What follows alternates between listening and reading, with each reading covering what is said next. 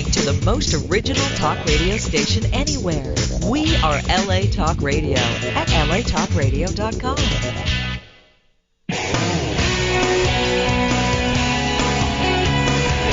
You're listening to Fouché Way with Brandon Fouché, right here on LA Talk Radio. Well, hello, and welcome to the Fouché Way radio show, live every Thursday at 1 o'clock p.m., sponsored by a nonprofit organization called Canine Hope for Improvement Program, where we hope to improve the quality of our dogs' lives by moving towards a no-kill society. The number here is 818-602-4929. You know, this is a very exciting day. I'm happy to be here. I just came back from the brand new shelter opening on 60th and St. Andrews, which is actually right on the corner from where my facility is. So if there's anyone thinking about getting a dog or want to go and check out the new shelter, I encourage you to go. The place is fabulous. They really laid it out this time. And not only that, I'm in a brand new studio today. It's my first day, so I'm trying to get used to everything and where everything is. And I've actually got a window this time that I'm going to have to stop looking out because otherwise I'm going to forget what I'm trying to say. But all these new things are happening today, so it's very exciting. You know, I want to start by saying I once read that some scientists believe that time really doesn't exist. That's a heavy statement. Time really doesn't exist. And they say that it is simply something humans developed to attempt to put things in a logical order. And so the definition is to arrange parts or elements. And that we use it to organize experiences and catalog existences. And so that we can remember things. Now, when I heard that, this was something that really interested me because I say something similar that I believe doesn't exist. Positive reinforcement. It doesn't exist in the wild. There are no alphas handing out treats or saying good girl and good boy. This information comes out of the mind of humans and we give it life. I was also watching a PBS station one evening and heard that Einstein did not believe in it. He was saying he believed in timelessness and that all time existed at once, past, present, and future. And so I thought about that. I said, why do we believe that time exists? And in thinking about it, I say, well, I believed it because for as long as I was able to read a clock on the wall, someone had said to me, what time is it? And we said, this is the time. So we accepted it. It's like it was always here. Similar to what I say about training. Training was given to us and we accepted it and because it was always around. Now, if you accept the notion that Einstein is correct by saying timeless and that it all exists at once, past, present, and future, I mean, that's like taking in a breath of air and like inhaling and exhaling is something different. This is something new. You know? It's like opening your mind to totally different things. Kind of like some people say when I say things, how it opens their mind. And I think this is good. And then you got some people, even myself, I'll say, okay, this is great, timelessness. What difference does it really make? We still have to eat. We have to wake up in the morning, go to work, go home, and live our lives out.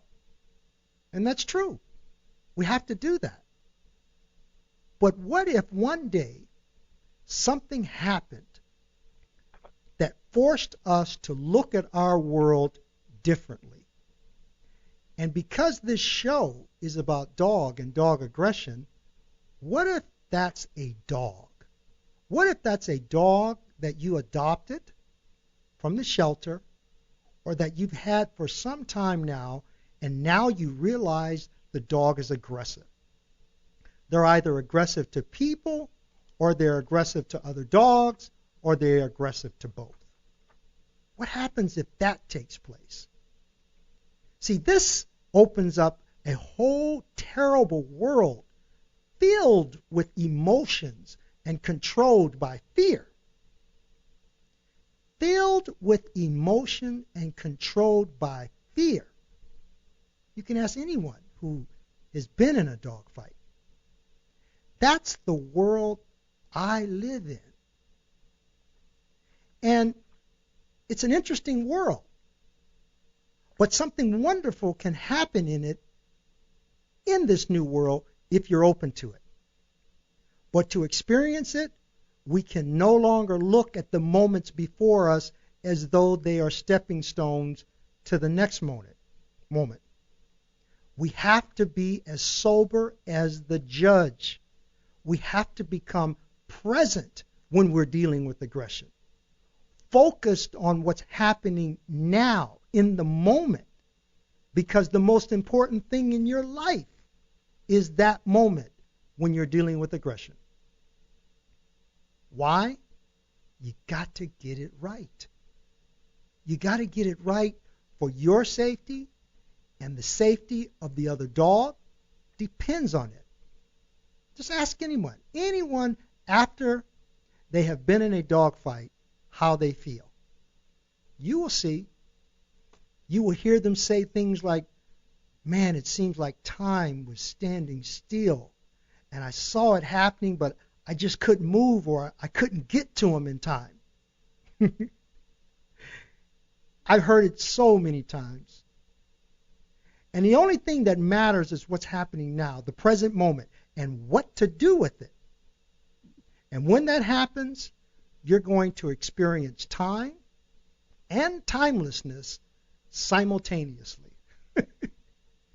It's going to happen all at once, man. You know? It's the great equalizer. And it's easy for me to laugh. You see, man, I experience this every day.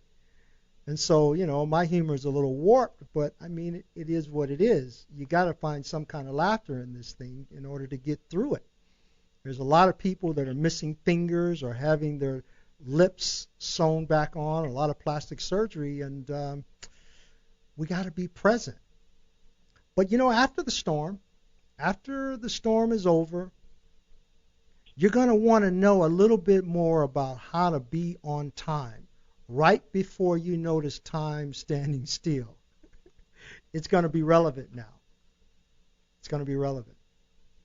And this is where I exist, in that moment where the dog decides what they're going to do, and I've realized what they have decided. I step in at that moment. I study emotions. People ask me all the time, Brandon, what's the best way to stop a fight? I say before a fight ever starts. It's by being able to understand emotions within our dog. And that's why I can say we truly don't understand the fact that we create their reality. And because we don't, they misinterpret our intentions.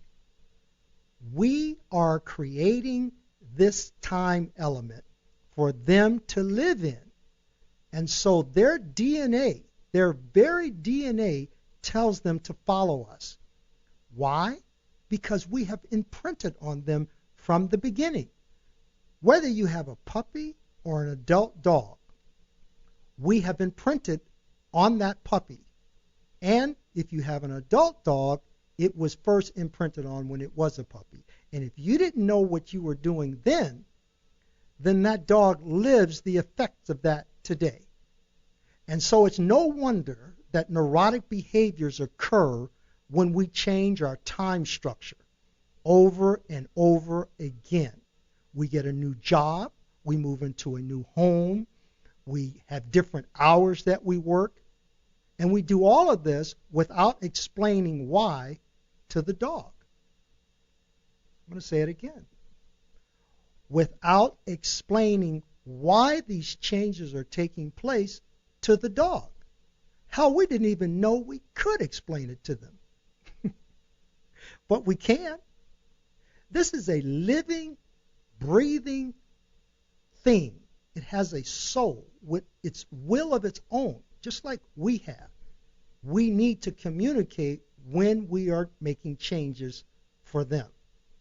We have to be open to the fact that a dog's life choices are directed by the physical and social experiences that take place in their environment. And this is basically cause and effect. Let's take an example in the street dog. In the street dog, when something happens in their world because of what they're doing, it's not misunderstood because they are instrumental in making it happen. So the change is not confusing because they had a hand in it. See?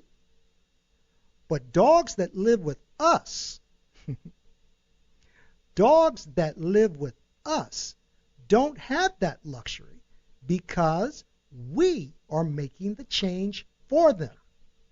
And so the effect that it has on them is noticed after the fact when something goes horribly wrong, like a fight. Then it's too late. We didn't see it happening. See, we're used to looking for problems with our dogs, usually in a physical way, something related to sickness. Oh, he didn't get up this morning. He didn't eat his food. He threw up. Things like that. We have never been taught how to deal with an emotional sickness that leads to separation anxiety or high reactivity in their nervous system that's not related to genetics, something that we produce. And a great number of people will never know beyond what they can see with their own eyes, and that's unfortunate. But with this show, The Fouché Way, I'm teaching those who have come to me how to interpret our dog's emotions and jumpstart those hormones that are laying dormant to prevent aggression. And with our guest today, we will be talking about how to understand this, specifically with our second caller. And with my first caller, I will be talking with Kat, and if you have gone to our Facebook page, you'll see a beautiful picture of her English Bulldog, one of the biggest English Bulldogs that I've worked with. He's about 80 pounds. And Kat, how are you today? Fine, thank you. You know, why don't you tell our listeners about your beautiful boy and how you got him? His name is Pug. Pudge. Pudge? Yeah, Okay. Pudge. My daughter got him for me from a breeder.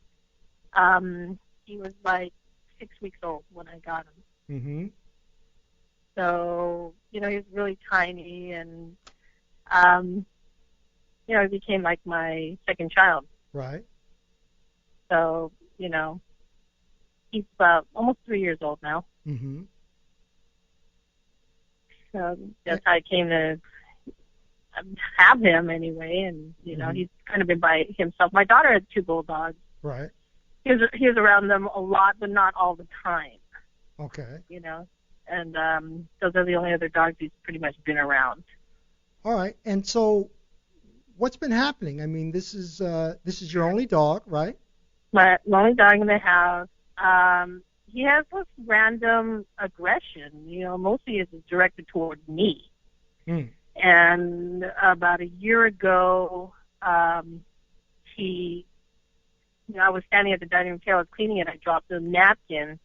He was right there, and I thought he was going to eat it, so I put my foot on it, and he just really quick went after my foot, and I, looked down, and he had torn through my shoe. I had blood seeping all over the place, and, was in a lot of pain. Mm-hmm. And I was like, wow, I'm really in trouble here, this dog. And I was, got my husband, went to the emergency room. They thought one of my toes was broken. Mm-hmm. Fortunately, it was not, but I ended up having to get like 3 stitches. I lost my nail. You know, I couldn't walk on it. I'd missed some days from work. You know, and I was not only like physically hurt, but I was really emotionally hurt too. That I thought, well, this dog, you know, why would he bite me? I'm the one who takes care of my feet, on my walk, on my bathe him, I love him, I do everything for him. And then also too, I felt, you know, I can't have a dog like this that's prone to do these things, because, you know, what if it happens again and I'm going to have to put him to sleep?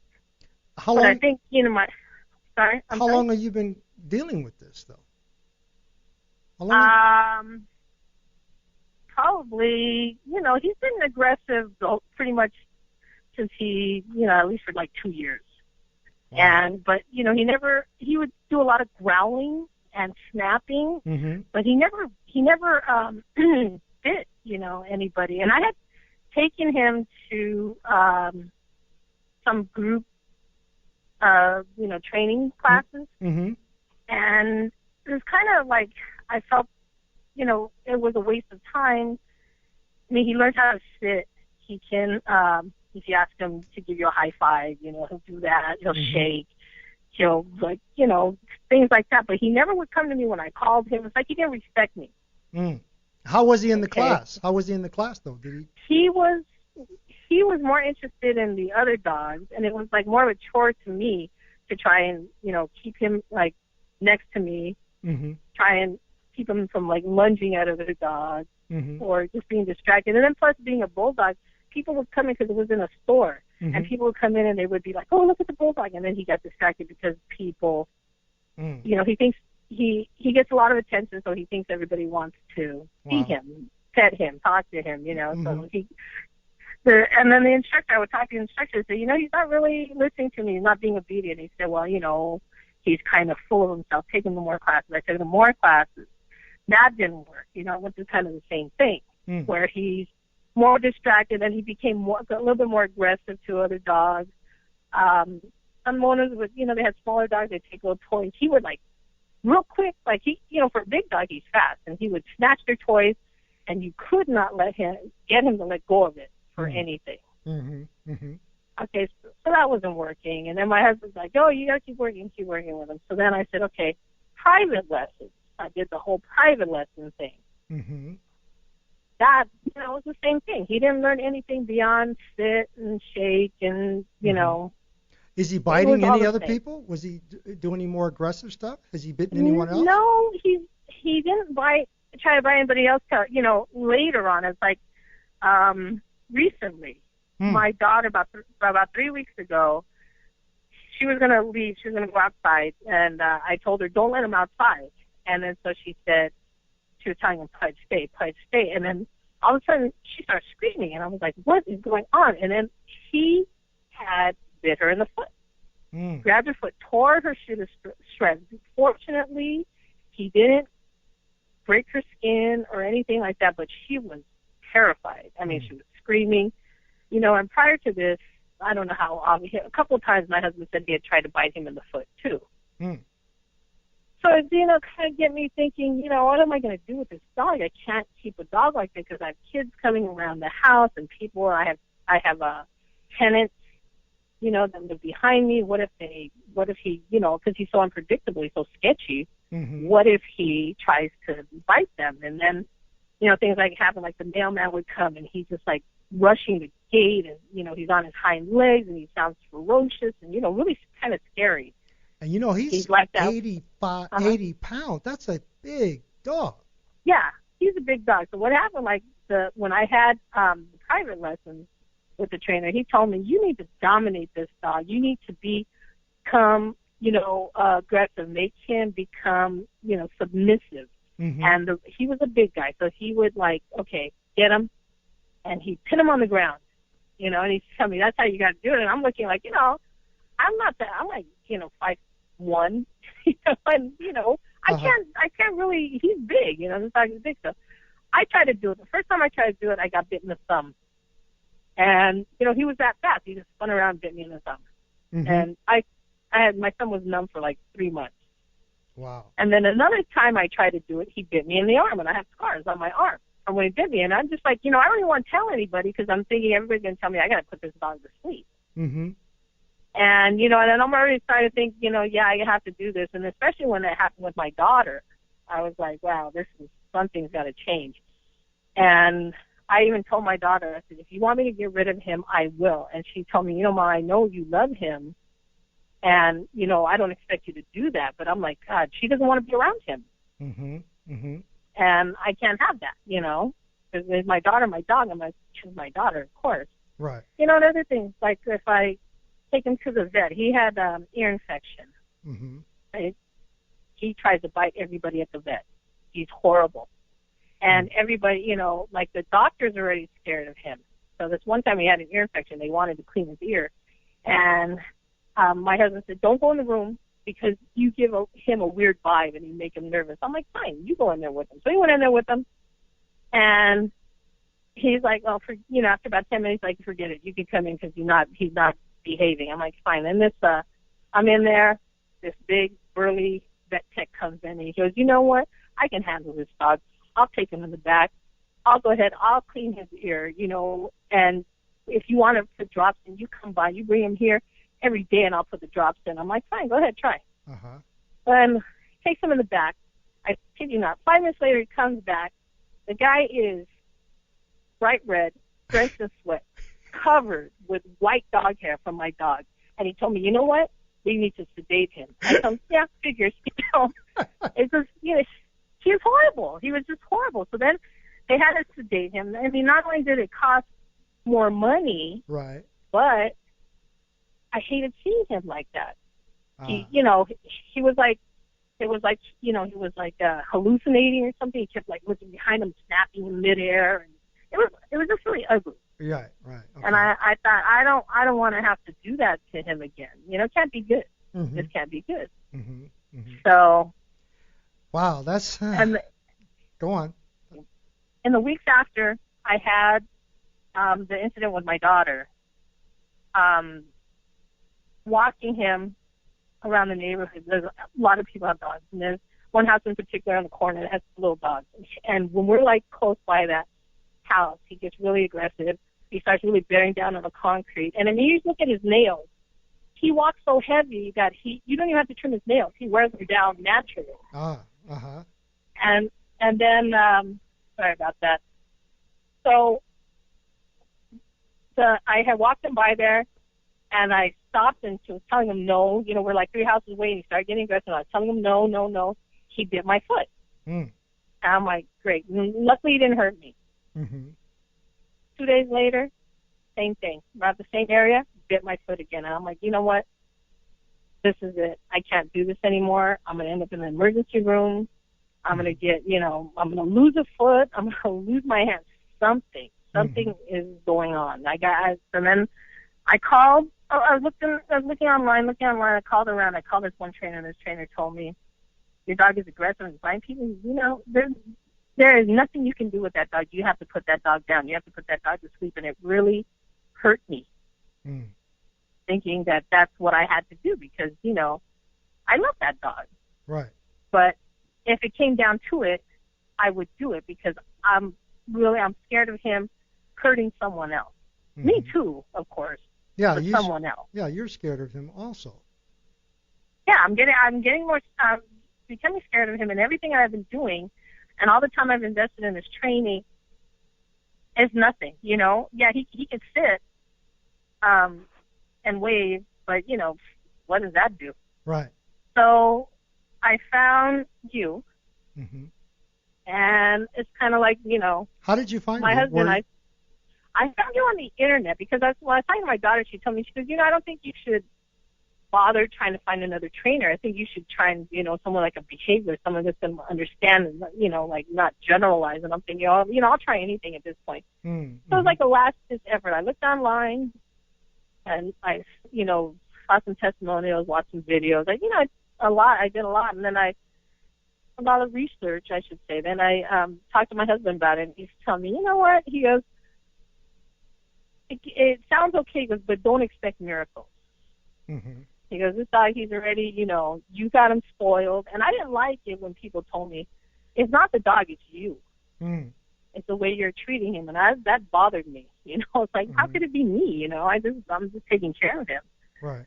And so I called you, talked to you, sent a profile, and then we took him over there last week, and he stayed there with you for like half a day or something. And then, so you told me what to do. You said, you know, you basically told me he's like a chicken, but he's like trying to, you know, like he's like full of himself, right, kind of a thing. And you've been told that before. Yeah, I've been told that, but the trainer told me, he didn't tell me he was a chicken. He just told me, oh, he's all full of himself, and you got to beat him down. Depending on what you told me, you know, you got to put him in a submission and show him who's the boss. You got to make him like. And did you try doing that? Did you try to put him? And what happened? I did. That's when he bit me in the thumb. Yeah. And then he bit me in the arm. He's and then very after strong. that, when he would growl at me, just walk away, because I'm like, oh, I'm not dealing with that, you know. You know, it's interesting. When this dog came to me, and he walked in my place, I said, oh my gosh, look at this big dog. I work with a lot of dogs, and I got to tell you, that English Bulldog, I personally have had a lot of problems because they're so stubborn. And that's why I have one myself, to remind me of that, you know. It's just like the Marines. They have that dog as their mascot because of that behavior. They are stubborn and strong-willed, you know. And when he came in, that he's a very powerful dog, and then he has that locking jaw thing. And well, the jaw doesn't lock, but he's very determined not to open it up. Till he's ready, you know. And I saw him, and I said, look, this dog has to be controlled mentally. You cannot control this dog physically, you know, because they're built for that. This dog's so low to the ground with so much weight and so much power and so determined and so stubborn that you got to get on your hands and knees just to handle this dog. And then you're still too high. So it's just not going to work. So you got to control this guy mentally, you know. And if you can get into their head, see, this is the difference with what I'm talking about in emotions when you're working with aggression. If you can get into the dog's head enough for him to understand what it is that you want, rather than trying to manhandle him and to dominate him the way we've been taught, you're going to lose maybe even a finger at some point. So you can't deal with this. And because I've had so much experience with this breed and this mentality, I know that we have to control him hormonally, mentally. And I probably, when I said that to you, you probably were like, yeah, whatever. Let's see what happens when I come back, right? Right, I was. But I showed you some video. Yes. Of me putting medication in his ear. What did you think? That was like a miracle. I was like, wow, because I can't even do that. And without risk, like you said, of being like losing a finger. It's like I don't even really try because it's like impossible. Right. And you saw him with all the dogs? That was another miracle. Yeah. I mean, that was like, really, because I was like, I've been afraid to let him around with other dogs because the times where he has, like in a park or on the street, he's lunging at them and he's baring his teeth and he's growling. Yeah. Well, he tried that at first. I mean, that's the first initial thing to do because that's what he's learned to do, right? So when I'm evaluating him, what we found out is that this guy has learned behaviors. He's learned how to do this. You have actually created this monster by the way you've been living with him. And so, people get upset with me sometimes when I say love and affection can create aggression within a dog. You're a perfect example of that. You've loved him into a Cujo, because he's misinterpreting your intentions. Right, yeah. But, that's okay. And I know you get upset when people say, you're the problem, you're the one who did this, but it's not so hard to accept when you understand what to do. then you can admit it. Yeah, I screwed him up. But hey, I know how to control him, right? Yeah, now I can say that. Yeah, but, that's powerful. You know, Yeah. and when you're looking at the dog from a concept of, is he mentally dominant and physically submissive? Is he physically dominant and mentally submissive? Is he an alpha, beta, subordinate, or runt? Does he have fear aggression, dominance aggression, subdominance aggression? When we start going into all of these areas and evaluating him for that, his mind starts to say, ooh, I understand what you're doing here, because you're not physically trying to control me. You're mentally showing me something that I can understand. Okay? He's part of it. I'm living in the moment with him. And so now you come to pick him up. He spent a few hours with me. You take him home. And what kind of dog do you have? Can you control you him? know, at first he kind of tried to do the same thing, but I did what you told me. Right. And I flung like these metal bowls at him. Did you, And- let me ask you something. When you got him Uh-huh. in, and he tried to do that, did you feel that fear come back? Yeah, a little Okay. bit, of course, Now, you know, I but wanna- I had to stop and, like, you know, I Yeah. have to do what I got to do. But I want to talk about that for a second. When you feel that fear come in, because with our next caller, we're going to be talking about that. And the thing that I asked you to do, because this is about empowering you, when you did the thing that I told you to do, how did you feel emotionally yourself? Did you feel powerful? Yes, Okay. I did. And now, when you took him for a walk, and you walked past that gate where those dogs were, did he listen to Uh-huh. you? Or He did did totally listen to me. It was like he didn't even look at those others. Those dogs were sticking their little heads out the gate and barking and yapping at him, and he just looked straight ahead and didn't even pull on the leash. He kept Okay. walking. So you walked him past that time, and then you tried it again or another day because you weren't sure if what you were seeing was real? Did he do the same thing? Yes, Okay. same thing. Same thing. Now, Same thing. You know, because I was already 3 houses back, and he would start to pull on the leash, and now he didn't do it. okay. And now, after seeing me, when you call him to you, does he come? Yes, he did. Did he ever come to you before? Never. All right. Never, ever, ever. The reason I'm asking you these questions because we have listeners that are here listening, and I want them to know you're not giving him rewards, right? You're not giving him treats. No. You're showing No. him that you are in control and that you are not afraid of him, and that you are living in the moment with him.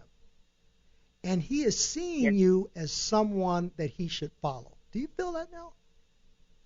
Now I do, yes. Yeah. That's very important. That's very empowering. Because now all the things that everyone have ever said about you in terms of what you were doing and how you were spoiling him, you can admit that. You can let that go and say, you guys were right. I did spoil him and I made him into this, but I can control him now. Isn't that a powerful thing to be able to let go and say that? Yes. Yeah. Very much so. Exactly. It's like, you know, on Easter, like, I had my sisters over, and they watched me, and they couldn't believe it either. They were like, wow. It's like you know, he's almost like, he's got a ways to go. Yeah, you know, of still, but course. it's like a marked improvement. Well, you he's know? he only spent a few hours with me, and in time, your sister or your daughter is going to feel a little better working with him. I'm sure anytime your dog has bitten you, you know, there's fear that lingers. But as you keep moving, as you grow, as you learn that aggression is just the dog trying to communicate out of stress, and as you learn how to reduce stress, not looking at it in terms of right or wrong or positive or negative, but existing within the moment with the dog, understanding why he's doing what he's doing, you're going to be successful and she's going to make that change. And even though he's only come to see me once, I would love to see him again. I know you live kind of far from me, right? That's not that bad. Okay. No, I mean, yes and no. I mean, it's worth it. It's worth the drive. I mean, that's, you know, I think it's like 45 minutes away, but Okay. Without traffic. Is Yeah, this- okay.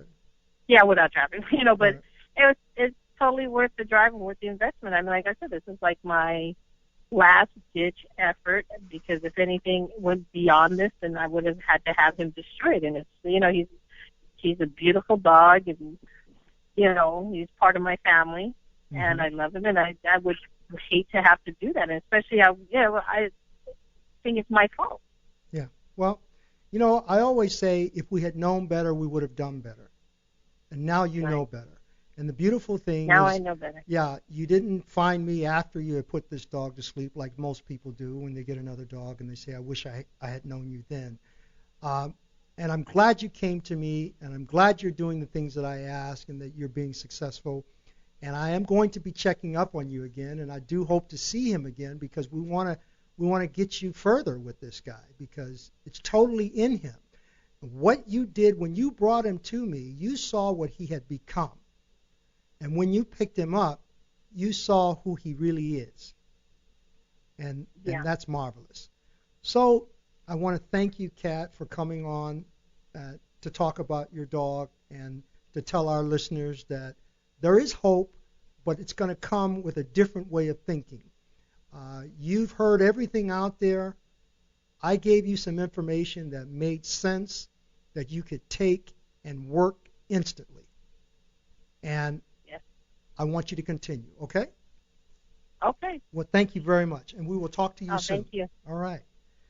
Okay, thank you. You're very welcome. Our next caller has been on before. Kathy, are you there? I'm here, Brandon. Okay. We want to have you on to end the show up with you, because you've got 5 dogs at your place. The biggest of one of the pit bulls is like 120 pounds or so. Right. And they're all pits.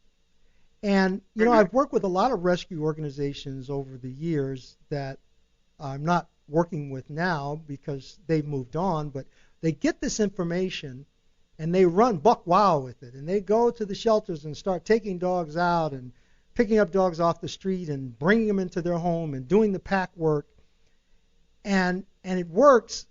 And then that life-changing thing takes place, that fight that they weren't ready for because they were moving too fast takes place. And their whole life changes, okay? And I always tell people not to reduce me to this one show or to this one seminar.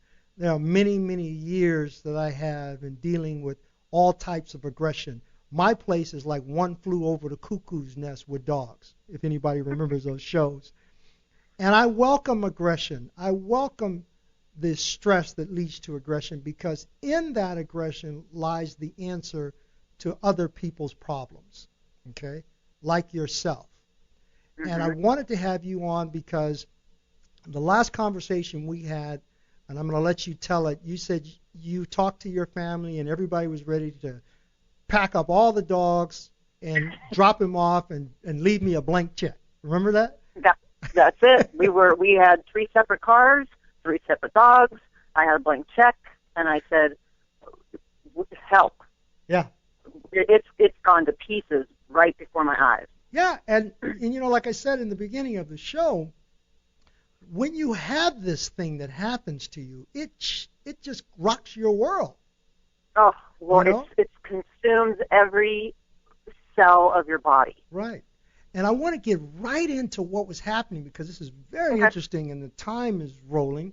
But, and I mentioned in the show about how we create their reality, how we are moving through life, making changes within our life, not thinking that we have to explain what we're doing to our dogs. And I want to explain what that means.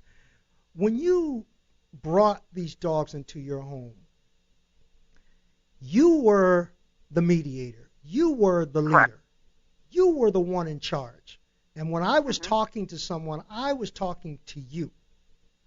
And so your dogs got it. As I mentioned in my last show, they've got to know you carry all the cards. Okay?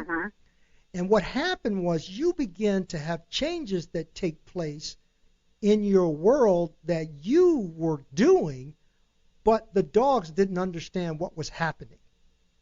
Okay? And when one dog got sick or tore his ACL, you separated him on the advice of the vet, which I agree. I understand that they have to be separated because you don't want them to re-injure that leg.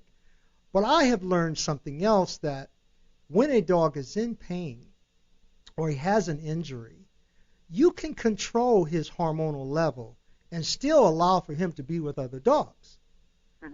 But because we don't, when we do the separation, and I know this all too well because I separate dogs at my place on purpose, different packs, to see what that response is going to be. And so when you did that, you interrupted the flow of that pack existing as a pack. It was growing as a pack in the beginning, if you remember. But it wasn't complete. Right. As they say, complete yet incomplete. It wasn't done yet. And so Gilbert wasn't finished with controlling King, right, along with allowing him in the pack. And so you separated for 4 or 5 weeks. Right. And then they met by chance, and boom, a fight took place. Right. Okay? Now you're in a different home. The dogs don't know why they're there. They're trying to figure this thing out. They're under stress. We can't see the stress. All we know is they're eating, and their nose are cold, and, you know, and they're healthy. Exactly. But we don't see that mental part that's happening. We haven't been educated in that, and that's what I teach here. And so when that started happening, then fights started happening with Hank and Gilbert, right? Right, because my daughter came home. Hank was basically, like you said, my dog, even though it was hers, but she was out in the field working. She was out of state. She came home shortly after we separated Gilbert for the surgery, and now it's, oh, yay, Hank's mommy's home. Here you go. Your dog can sleep with you. Yeah. Right. You start breaking up the pack. That you Breaking take your again. dog, you take your dog, you take your dog. You imprint on them what you want and give them love and affection. And he's going to sleep in your bed with you, and King's going to sleep in their bed with your other daughter and her boyfriend, and you're going to have a dog with you, and everything's separated. Again, we made another change, right? Right. So the dogs are trying to adjust, and they're adjusting to the changes that we're making with the person that's actually making the change, and so they're feeling differently hormonally. So now they're saying, this is my owner because of how they show me love and affection. Not necessarily my owner, but they belong to me. And so now you start seeing jealousy take place. Yes. Yes. With all the dogs. And now King, who didn't have a problem with Hank, is looking at Hank funny, and then he goes after Hank. Hank is sitting by his owner, his new owner. Gilbert comes into the room, jumps on the couch. Hank attacks Gilbert. Right. So everybody's attacking. You're losing your mind. Oh, God.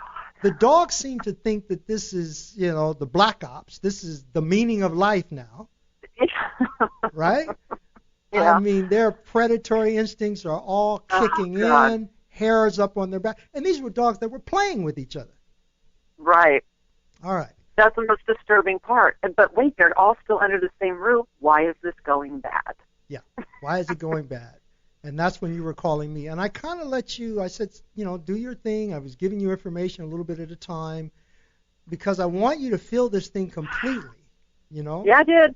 Right. Got it. And then one day you said, this is it. I can't do it. Yep. And that's when I said, okay, now we're going to see how this thing works. I mean, for me to be able to help you over the phone. Over the phone, because I was even going to say, I don't care if he says we can do this over the phone. I'm getting in the car. We're driving down there. Exactly. But, you know, I do this because we've got to be able to prove to people that this can be done, and it can be done instantly, and we don't have to give up our dogs, you know. If I can explain to you and give you enough information over the phone where you can do it yourself, then you become a mini-me. Okay? And you become emboldened. Right. And that's what we were able to do. And so how do you feel now that you are able to get these dogs back together? I mean, you Oh got my them together. God. I mean, I can't even tell you. Well, you know the difference because you've heard my voice over the last 2 days or 3 days, and when you do the phone, you talk to me for an hour and a half, and then it said, okay, what you need to do now because of the mistakes that you've made. Now you need to do this. I want you to go do that, and I want you to call me. Now, how do you feel? And it's like, oh my God, Brandon, that was awesome. I feel like I'm getting my power back. Okay, now you need to do this, and and it was basically bringing my confidence back, giving me my power back. You had me adjust things, as far as physically where dogs were sleeping, etc. But I feel now, because this morning they were all out in front of the property, and King, he's checking in with me. He's looking at Gilbert and looking at me going, oh, all right. And, nobody's stalking and attacking and charging, and it changes. They believe you, but I couldn't have done that without understanding what they were feeling and what they were seeing. Yeah, you gave up your power. I totally did. Yeah. I totally did, and I see that now, but before it didn't look like it because they're all under the same roof. What changed? Yeah, but see, when I had you go back to how you were before you moved into this home. Yep. Did you see how quickly those dogs responded? Instant. Yeah. I mean, it's like magic, right? It is. It absolutely is, and you almost don't believe it. Yeah. That's right. Yeah. We've got to understand that we have to be able to communicate to our dogs the changes that we are about to take them through. Okay? There is a way to do that. And with you, I had you start all over again before your kids came back home, before anybody else before when you were the one that was the leader. Right. That's what they remembered. When you begin to become that again, they begin to become what they were. Right. And that's what they need. They need to know that that's who you are. Right, and you can see it now. You can see it. It was amazing yesterday and today. Yeah, I'm so happy for you. I'm feeling the shift. I mean, I know it's a work in progress. I'm not, but I know it works. No, you're there. I know in my head it works. Yeah, you are empowered. Yeah. Okay. And because you stayed in contact with me, you plugged me in. You got to do that. There's other people that go through this and they say, I give up. It doesn't work. No, what you're doing, doing doesn't work. But what I'm telling you to do works. And if you lose contact with me, you're on your own. You're in the water without a lot. Because the fight things I wasn't doing it right. Yeah, I want to talk about that. It's really important too. People have heard me say, and time's rolling, that we need to learn how to flow with energy. But through training, we have been taught how to restrict energy. And so when fights are taking place and we're trying to pull them apart or prevent them from getting together or separate them, we are actually creating energy that is actually leading to the thing that we really don't want to happen. Yeah. Okay? And that's what you were doing. And the moment the moment that you let go, that you said, okay, I'm going to operate in the opposite direction, the way that Brandon's telling me to, how quickly did you feel that was the right way? I'm sorry, what was that? How quickly did you feel that was the right way? Oh, yeah. Instantly. I saw it instant. Right. Instant. Yeah. This is what I'm talking about. This is the Fouché way. This is a new way of thinking about dogs. It's really not new. It's very old. It's actually back to nature. And I've always said the information that I'm giving you comes straight from the source, my dogs.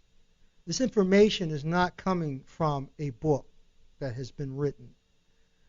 This is me looking at what is real and comparing it to what I'm hearing and weighing the difference and giving it to you. I live this thing 24/7. And so when I say my place is one flew over the cuckoo's nest, believe me, it is. But it is that so that I can help the Cats and the Kathys and everyone else that I've had on the show. And I want you to continue. I want you to stay in plug with me. And oh, for sure. We will check back in, and time's rolling. And thank you for listening to the Fouché Way radio show. We'll see you again next Thursday at 1 o'clock p.m. Good evening.